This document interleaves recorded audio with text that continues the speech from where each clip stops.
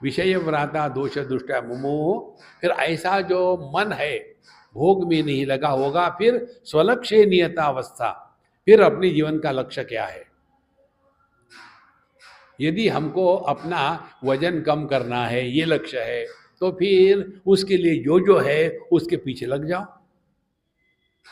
तो अपने जीवन का लक्ष्य क्या है? हमारे माध्यम से परमात्मा प्रकट हो, ये लक्ष्य है जीवन।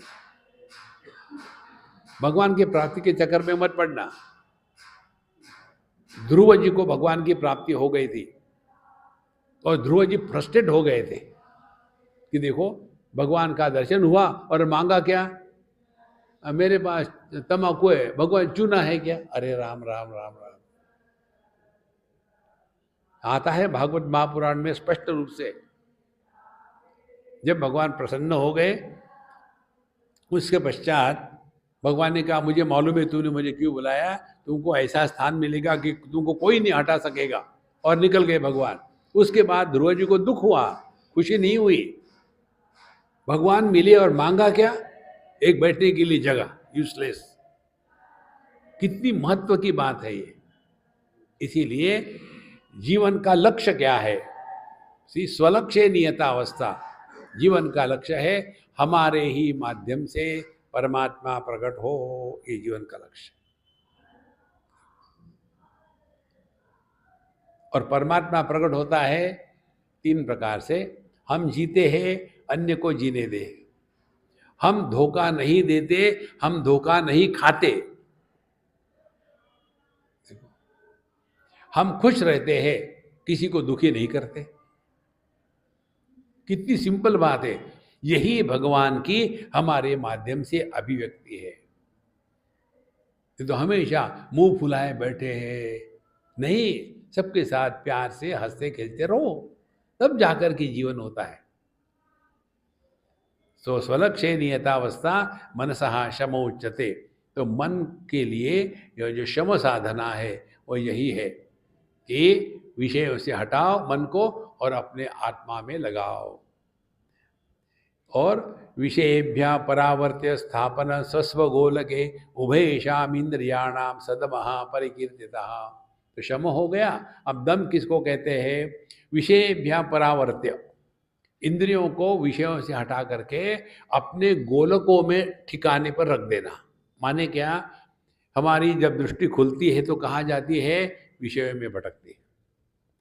तो वहां से दृष्टि को हटा करके अपने आंखों में वापस ले आओ। अब एक्सपेरिमेंट करो, नहीं तो ये शब्द रह जाते, इसका अनुभव होना है। आप हमारे पीछे का जो बैकड्रॉप है उसमें कुछ फूल फाल लटके हुए हैं, उधर देखो और अनुभव करो आपका। आप इस समय अपने से दूर चले गए हो। अब वहां से दृष्टि को हटाओ और ये हमारे टेबल पर लाल फूल रखे हुए हैं माला के, उधर दृष्टि लगाओ।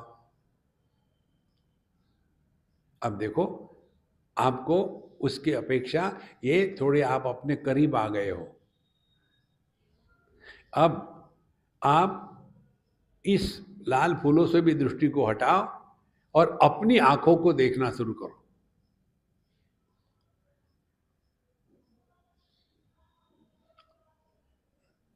तो चूंकि आंखें खुली है, कुछ ना कुछ दिखेगा, लेकिन आपका ध्यान उधर नहीं है।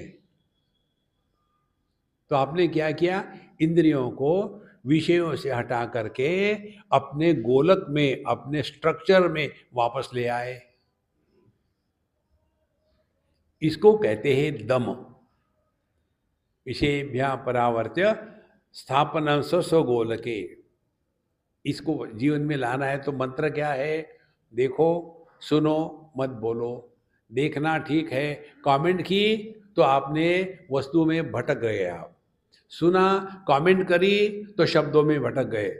देखा, सुना, बोले नहीं तो आप अपने में हैं। देखना ये समस्या नहीं है, देखने के बाद उसका प्रभाव से अपने मन को विचलित करना ये समस्या है। इसलिए उभयेषाम इंद्रियाणाम, दोनों इंद्रिय, ज्ञानेंद्रिय, कर्मेंद्रिय अपने अपने जगह में वापस रखो, उनको भटकने मत दो। उसको कहते सदमहा परिकीर्तिता, उसको दम साधना कहते हैं। अब उसके बाद उपरति आती है। बाह्यानालंबनम वृत्ते है एशो उपरति उत्तमा। अब बाह्य अनालंबनम वृत्ते है, ध्यान से सुनना। किसी भी वृत्ति को, विचार को उठने के लिए एक संदर्भ चाहिए। बिना संदर्भ के, बिना विषय के वृत्ति नहीं उठ सकती। वृत्ति किसको कहते हैं? मन के गर्भ में जब विषय प्रवेश करता है तो विषय से गर्भवती हुई मन की स्थिति को वृत्ति कहते हैं या विचार कहते हैं।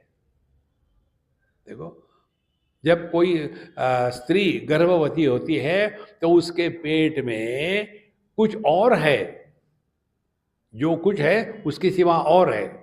इसी प्रकार से मन में जब विषय ने प्रवेश कर दिया तो उसका पेट फूला, उसी को कहते वृत्ति।